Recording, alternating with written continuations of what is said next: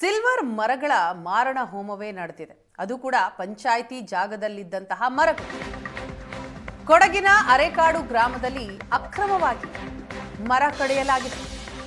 3 ಎಕರೆ ಪ್ರದೇಶದಲ್ಲಿದ್ದ 3 load silver ಮರ ನಾಶಪಡಿಸಲಾಗಿದೆ.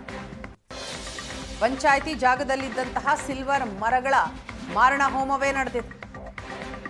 ಹೊಸಕೇರಿ ಗ್ರಾಮ ಪಂಚಾಯಿತಿ ವ್ಯಾಪ್ತಿಯ ಅರೆಕಾಡು ಗ್ರಾಮ. ಪಂಚಾಯಿತಿ ವ್ಯಾಪ್ತಿಯ ನಿವೇಶನ ರಹಿತರಿಗೆ ಮೀಸಲಿರಿಸಿದ್ದಂತಹ ಜಾಗ ಅದು. ಪಂಚಾಯಿತಿ ಅಧಿಕಾರಿಗಳ ಗಮನಕ್ಕೆ ತಾರದೆ ಮರಗಳನ್ನು ಕಡಿಯಲಾಯಿತು. ಬರೋಬ್ಬರಿ 25 ಲಕ್ಷ ರೂಪಾಯಿ ಮೌಲ್ಯದ ಸಿಲ್ವರ್ ಮರಗಳನ್ನು ಕಡಿಯಲಾಗಿದೆ.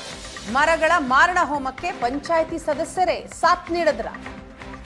2 ಸದಸ್ಯರು ಶಾಮೀಲಾಗಿ ಮರಗಳನ್ನ ಕಡಿಸಿದ್ದಾರೆ ಅನ್ನೋ ಆರೋಪ ಕೂಡ ಕೇಳಿ ಬರ್ತಾ ಇದೆ. ಹೊಸಕೆರೆ ಗ್ರಾಮ ಪಂಚಾಯಿತಿ ವ್ಯಾಪ್ತಿಯ ಅರೆಕಾಡು ಗ್ರಾಮದಲ್ಲಿ ಅಕ್ರಮವಾಗಿ ಮರವನ್ನ ಕಡಿಯಲಾಗಿದೆ. ಬರೋಬ್ಬರಿ 25 ಲಕ್ಷ ರೂಪಾಯಿ ಮೌಲ್ಯದ ಸಿಲ್ವರ್ ಮರಗಳು. ಈ ಮರಗಳ ಮಾರಣ ಹೋಮಕ್ಕೆ ಪಂಚಾಯಿತಿ ಸದಸ್ಯರೂ ಕೂಡ ಸಾಥ್ ನೀಡಿದ್ರ ಅನ್ನುವಂತಹ ಪ್ರಶ್ನೆ ಕಾರಣ ಅಂತಹ ಆರೋಪ ಕೇಳಿಬಂದಿದೆ. ಅಕ್ಟೋಬರ್ 25ರಂದು ಮರ ಕಡಿದು ಸಾಗಿಸುವಾಗ ಸ್ಥಳೀಯರು ಲಾರಿ ತಡೆದಿದ್ದಾರೆ. ಮರ ಸಾಗಿಸ್ತಾ ಇದ್ದಂತಹ ಲಾರಿಯನ್ನ ತಡೆದು ಸಿದ್ದಾಪುರ ಪೊಲೀಸ್ ಠಾಣೆಗೆ ಕಂಪ್ಲೇಂಟ್ ಕೊಟ್ಟಿದ್ದಾರೆ. ಪಂಚಾಯಿತಿ ಪಿಡಿಒ ಅಧ್ಯಕ್ಷರ ಮೂಲಕ ದೂರು ಕೊಡಿಸಿದ್ದಾರೆ ಸ್ಥಳೀಯರು. ಮರ ತುಂಬಿದ್ದ ಲಾರಿಯನ್ನ ತಡೆದು ಠಾಣೆಗೆ ಕೊಂಡೊಯ್ದರು. ಠಾಣೆ ಮುಂದೆ 1 ಲೋಡ್ ಮರಗಳನ್ನ ತಂದು ಸುರಿದ್ರು ಗ್ರಾಮಸ್ಥರು. ಮರ ಕಡಿದ್ರೂ ಕೂಡ ಯಾವುದೇ ಕ್ರಮ ಆಗ್ತಿರ್ಲಿಲ್ಲ. ಲೋಡ್ ಮರ ಕಡಿದ್ರು 10ರಿಂದ 15 ಮರಗಳು ಅಂತ ಎಫ್ಐಆರ್ ಆಗಿದೆ ಅಷ್ಟೇ. ಮರ ಸಾಗಿಸ್ತಾ ಇದ್ದ ಮಂಜು ಮತ್ತು ಹನೀಫ್ ಇವರಿಬ್ಬರ ವಿರುದ್ಧ ಪ್ರಕರಣ ದಾಖಲಾಗಿದೆ. ಪ್ರಕರಣ ದಾಖಲಾಗಿ 5 ದಿನ ಆಗಿದೆ. ಆದರೂ ಯಾವುದೇ ಕ್ರಮ ಆಗಿಲ್ಲ. ಪೊಲೀಸರು ಸ್ಥಳಕ್ಕೆ ಬಂದು ಪರಿಶೀಲನೆ ಮಾಡಿಲ್ಲ. ಗ್ರಾಮಸ್ಥರು ಆರೋಪ ಮಾಡ್ತಾ ಇರೋದು ಇದು ಅಕ್ರಮವಾಗಿ ನಡೀತಾ ಇದೆ. ನಮಗೆ ಯಾರಿಗೂ ಮಾಹಿತಿ ಇಲ್ಲ. ನಾವು ಮೊನ್ನೆ ಸಿದ್ದಾಪುರ ಹೋಗುವಾಗ ಟ್ರ್ಯಾಕ್ಟ್ರಲ್ಲಿ ಮರಗಳು ಬರ್ತಿತ್ತು. ಎಲ್ಲಿಂದ ಬರ್ತದೆ ಅಂತ ಕೇಳುವಾಗ ಈ ರಸ್ತೆಯಿಂದ ನಾವು ಹೇಳೋದು ಗಾಳಿ ಪೆಸ್ಟೇಟ್ ಇಲ್ಲ, ಟಾಸ್ಟೇಟ್ ಕಡಿತಾ ಇಲ್ಲ, ಎಲ್ಲಿಂದ ಬರ್ಬೋದು ಅಂತ ನಮ್ಮ ಸ್ಥಳೀಯರಿಗೆಲ್ಲ ಗೊತ್ತಾಯಿತು. ಹಾಗೆ ಅಂತ ಮಾಡೋ ಇದರಿಂದ ಬಿದ್ದು ನೋಡುವಾಗ ಮರ ನಮ್ಮ ಪಂಚಾಯತಿ ಜಾಗ, ಸರ್ಕಾರಿ ಜಾಗ ಅಂತ ಗೊತ್ತಾಯಿತು. ಆಗ ಇಮಿಡಿಯೇಟ್ ಬಂದು ನಾವು ಫುಲ್ ಎಲ್ಲ ವೀಡಿಯೋ ಮಾಡಿದೆ ಸರ್. ವೀಡಿಯೋ ಮಾಡಿ ಲಾರಿಯನ್ನು ಕೇಳಿದ್ರು, ಯಾವುದೇ ಕಾರಣಕ್ಕೂ ಲಾರಿ ತೆಗಿಬೇಡ, ಇದು ಆ್ಯಕ್ಚುಲಿ ಪಂಚಾಯತಿ ಕಂಪ್ಲೇಂಟ್ ಮಾಡಿದ್ವಿ, ಸ್ಟೇಷನ್ ಕಂಪ್ಲೇಂಟ್ ಆಗಿದೆ, ಯಾವುದೇ ಕಾರಣಕ್ಕೂ ಗಾಡಿ ತೆಗಿಬೇಡ ಅಂತ ಹೇಳಿದ್ದೀನಿ.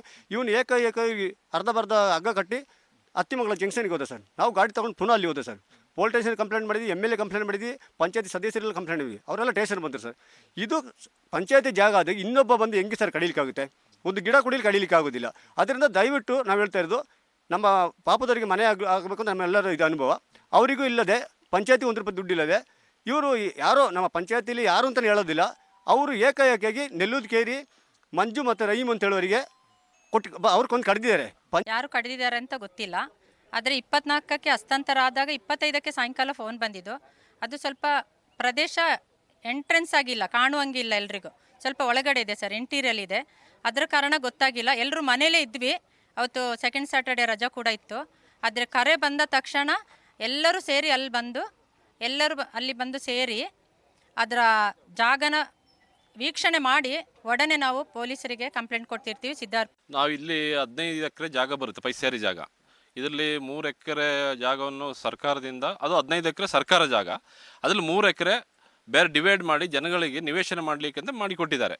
ಅದರಲ್ಲಿ ನಿವೇಶನ ಮಾಡಿ ಪಂಚಾಯತ್ ವಹಿಸದ ಮೇಲೆ ಇಲ್ಲಿ ಮೂರು ಲೋಡಷ್ಟು ಮರ ಕಡಿದಿದ್ದಾರೆ. ಈ 3 ಲೋಡಷ್ಟು ಮರ ಕಡ್ದು 1 ಲೋಡಷ್ಟು ಮರನ ದಾರಿಯಲ್ಲಿ ಸಾಗಾಟ ಮಾಡುವಾಗ ನಾವು ಅದನ್ನು ಹಿಡಿದು ಪೊಲೀಸರಿಗೆ ಒಪ್ಪಿಸಿದ್ವಿ. ಇನ್ನೂ 2 ಲೋಡಷ್ಟು ಮರ ತೋಟದಲ್ಲಿದೆ. ಅದನ್ನು ಪೊಲೀಸ್ ಸ್ಟೇಷನ್ ಅವರಾಗಲಿ ಪೊಲೀಸರ ಸರ್ಕಾರಿ ಜಾಗದಲ್ಲಿರುವಂತಹ 10 ಮರಗಳನ್ನ ಕಡಿದು ಅಕ್ರಮವಾಗಿ ಸಾಗಾಟ ಮಾಡಲಾಗಿದೆ. ನೋಡಬಹುದು, ನಾನೀಗ ಮಡಿಕೇರಿ ತಾಲೂಕಿನ ಅರೆಕಾಡು ಸಮೀಪದಲ್ಲಿರುವಂತಹ ಒಂದು ತೋಟದಲ್ಲಿ, ಅಂದ್ರೆ ಇದು ಸರ್ಕಾರಿ ಪೈಸಾರಿ ಜಾಗ. ಈ ಸರ್ಕಾರಿ ಪೈಸಾರಿ ಜಾಗದಲ್ಲಿ ಯಾರೋ ಒಬ್ಬ ವ್ಯಕ್ತಿ ಇದನ್ನ ಎಂಕ್ರೋಚ್ ಮಾಡ್ಕೊಂಡು ತೋಟವನ್ನ ಮಾಡಿದ್ರು. ಆದರೆ ಇತ್ತೀಚೆಗಷ್ಟೇ ಪಂಚಾಯಿತಿ ಇದನ್ನ ಇಲ್ಲಿಯ ನಿವೇಶನ ರೈತರಿಗೆ ಅಂತೇಳಿ ತೆರವು ಮಾಡಿಸಿ ಒಂದು 3 ಎಕರೆ ಜಾಗವನ್ನು ಗುರುತಿಸಿತ್ತು. ಈ 3 ಎಕರೆ ಪ್ರದೇಶದಲ್ಲಿದ್ದಂತಹ ಸಾಕಷ್ಟು ಮರಗಳನ್ನು ಅಕ್ರಮವಾಗಿ ಕಡಿದು ಸಾಗಿಸಿರೋವಂಥದ್ದು ನೋಡ್ಬೋದು. ಆ ಮರದ ಬುಡಗಳು ಕೂಡ ನಿಮಗೆ ಕಾಣ್ತಾ ಹೋಗುತ್ತೆ. ಅವೆಲ್ಲವನ್ನು ಕೂಡ ನಿಮಗೆ ಸುವರ್ಣ ನ್ಯೂಸ್ ತೋರಿಸುತ್ತೆ. ನೋಡಿ, ಇದು ಈ ಬುಡವನ್ನು ನೋಡಿದ್ರೆ ಗೊತ್ತಾಗುತ್ತೆ ಇದು ಎಷ್ಟು ದೊಡ್ಡ ಗಾತ್ರದ ಮರ ಇರ್ಬೋದು ಅನ್ನೋದು ಬಹಳ ಸ್ಪಷ್ಟವಾಗಿ ನಿಮಗೆ ಗೊತ್ತಾಗುತ್ತೆ. ಈ ಥರದ 2 ಲೋಡು, ಬರೋಬ್ಬರಿ 2 ಲೋಡು ಅಂದರೆ ಲಾರಿಗಳಲ್ಲಿ 2 ಲೋಡು ಮರಗಳನ್ನು ಕಡಿದು ಸಾಗಾಟ ಮಾಡಿರೋಂಥದ್ದು. ಇಷ್ಟೆಲ್ಲ ಮರಗಳನ್ನು ಕಡಿದು ಸಾಗಾಟ ಮಾಡಿದಿರೋದು ಯಾರು ಅನ್ನೋಂತಹ ಪ್ರಶ್ನೆ ಈಗ ಉದ್ಭವ ಆಗಿರೋಂಥದ್ದು. ಸದ್ಯಕ್ಕೆ ಇಬ್ಬರ ಮೇಲೆ ಅಂದರೆ ಮಂಜು ಮತ್ತು ಹನೀಫ್ ಅನ್ನಂತಹ ಇಬ್ಬರ ಮೇಲೆ ಈಗ ಪ್ರಕರಣ ದಾಖಲಾಗಿರೋಂಥದ್ದು. ಆ ಇಬ್ಬರು ಕೂಡ ಮರಗಳನ್ನು ಸಾಗಾಟ ಮಾಡ್ತಿದ್ರು ಅನ್ನೋಂತಹ ಹಿನ್ನೆಲೆಯಲ್ಲಿ ಈಗ ಅವರಿಬ್ಬರ ಮೇಲೆ ಸಿದ್ದಾಪುರ ಪೊಲೀಸ್ ಠಾಣೆಯಲ್ಲಿ ಪ್ರಕರಣ ದಾಖಲಾಗಿದೆ. ಆದರೆ ಆ ಮರಗಳನ್ನು ಇಲ್ಲಿಂದ ಕಡಿಲಿಕ್ಕೆ ಅವಕಾಶ ಕೊಟ್ಟಿದ್ಯಾರು ಅನ್ನೋಂಥದ್ದು ಬಹಳ ದೊಡ್ಡ ಪ್ರಶ್ನೆ ಇರೋಂಥದ್ದು. ನಾನು ನಿಮಗೆ ಮುಂದೆ ತೋರಿಸ್ತೀನಿ ಎಷ್ಟೆಲ್ಲ ಮರಗಳನ್ನು, ಎಷ್ಟು ಲೋಡು ಮರಗಳನ್ನು ರಾಶಿ ಹಾಕಿದ್ದಾರೆ ಅಂತೇಳಿ. ಯಾಕೆಂತಂದರೆ ಪಂಚಾಯಿತಿ ಈಗಾಗಲೇ ದೂರನ್ನ ಕೊಟ್ಟಿದೆ. PDO ಅಧ್ಯಕ್ಷರು ಮತ್ತು ಪಂಚಾಯತಿಯ ಕೆಲವರೆಲ್ಲರೂ ಸೇರಿ ಈಗಾಗಲೇ ಸಿದ್ದಾಪುರ ಪೊಲೀಸ್ ಠಾಣೆಗೆ ದೂರು ಕೊಟ್ಟಿದ್ದಾರೆ. ನೋಡ್ಬೋದು ಅಲ್ಲಿ ಏನೋ ಪೊಲೀಸರು ಕೇವಲ 10 ರಿಂದ 15 ಮರಗಳನ್ನು ಕಡಿದಿದ್ದಾರೆ ಅಂತೇಳಿ FIR ಅಲ್ಲಿ ದಾಖಲಿಸ್ತಾರೆ. ಆದರೆ ಇಲ್ಲಿ ನೋಡಿ ಎಷ್ಟೊಂದು ಮರಗಳು ರಾಶಿ ಇದೆ ಅಂತೇಳಿ, ಲೋಡ್ಗಟ್ಟಲೆ ಮರಗಳು ಇಲ್ಲಿ ಭಾಳ ಬೃಹತ್ ಗಾತ್ರದ ದಿಮ್ಯಗಳ ರೀತಿಯ ಮರಗಳು ಇಲ್ಲಿ ರಾಶಿ ಬಿದ್ದಿದೆ. ಆದರೆ ಪೊಲೀಸವರು ಮಾತ್ರ FIRನಲ್ಲಿ ಕೇವಲ 10 ರಿಂದ 15 ಮರಗಳು ಅಂತೇಳಿ ಒಂದು ತೋರಿಸ್ತಾರೆ. ಸೊ ಇದೆಲ್ಲವೂ ಕೂಡ ಸಾಕಷ್ಟು ಅನುಮಾನಗಳಿಗೆ ಎಡೆ ಮಾಡಿಕೊಡುವಂಥದ್ದು.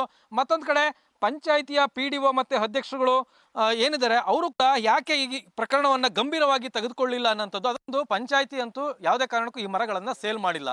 ಸೊ ಪಂಚಾಯಿತಿಯವರ ಗಮನಕ್ಕೂ ಕೂಡ ಇಲ್ಲ ಕಡ್ಕೊಂಡು ಹೋಗ್ತಿರೋಂಥದ್ದು. ಆದರೆ ಪಂಚಾಯಿತಿಯ ಕೆಲವು ವ್ಯಕ್ತಿಗಳು ಇದರಲ್ಲಿ ಭಾಗಿಯಾಗಿದ್ದಾರೆ ಅನ್ನೋಂಥದ್ದು ಗ್ರಾಮಸ್ಥರ ಗಂಭೀರವಾದಂಥ ಆರೋಪ ಇರೋಂಥದ್ದು. ನೋಡೋಣ, ಅರಣ್ಯ ಇಲಾಖೆ ಮತ್ತು ಪೊಲೀಸರವರು ಎಲ್ಲರೂ ಕೂಡ ಇದನ್ನು ಗಮನ ಹರಿಸಿ ಸರಿಯಾದಂಥ ತನಿಖೆ ಮಾಡಿ ಯಾರೆಲ್ಲ ತಪ್ಪು ಮಾಡಿದರೆ ಅವರಿಗೆ ಸರಿಯಾದ ಶಿಕ್ಷೆ ಆಗುತ್ತಾ ಅಂತೇಳಿ ಕಾದು ನೋಡಬೇಕಾಗಿದೆ. ಕ್ಯಾಮ್ರಾಮನ್ ಪ್ರದೀಪ್ ಜೊತೆ ರವಿ ಎಸ್ ಹಳ್ಳಿ, ಏಷ್ಯಾನೆಟ್ ಸುವರ್ಣ ನ್ಯೂಸ್, ಕೊಡಗು.